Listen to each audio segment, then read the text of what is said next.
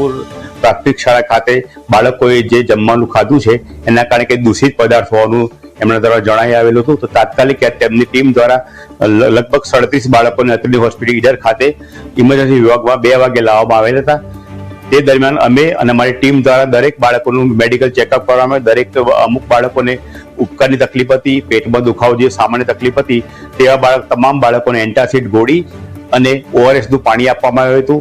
અને તમામ બાળકોને અમારા દ્વારા ઇન્ડોર કરવામાં આવ્યા હતા અને દરેકને અંડર ઓબ્ઝર્વેશન રાખવામાં આવ્યા હતા.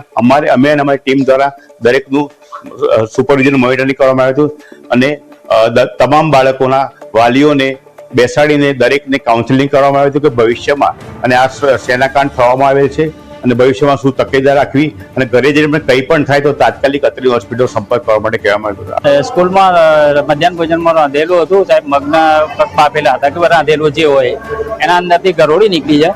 ગરોળી નીકળી એટલે વાલીઓ બધા ત્યાં આવ્યા, એમને કીધું એટલે શિક્ષક એવા પ્રિન્સિપાલ એવું કહેતા કે તમારે થાય કરી નાખો, અમને કોઈ ફરક પડતો નથી અને છોકરોનું જે થવાનું એ થાય, અમારો કોઈ લેવા દેવા નથી. મગ ખાધા છે, મગની અંદરથી ગરોળી નીકળી જાય. હા જોઈને આયરન ફોટાયા છે મગના પેલા ગરોળીના. પુરા શાળામાંથી પ્રાથમિક શાળામાંથી અમારા બાબુ ભણે છે.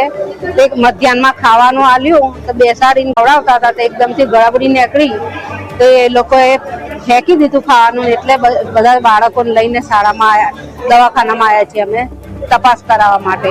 35-36 બાળક છે. બાળકોની સ્થિતિ કેવી છે? હમણાં સારી છે.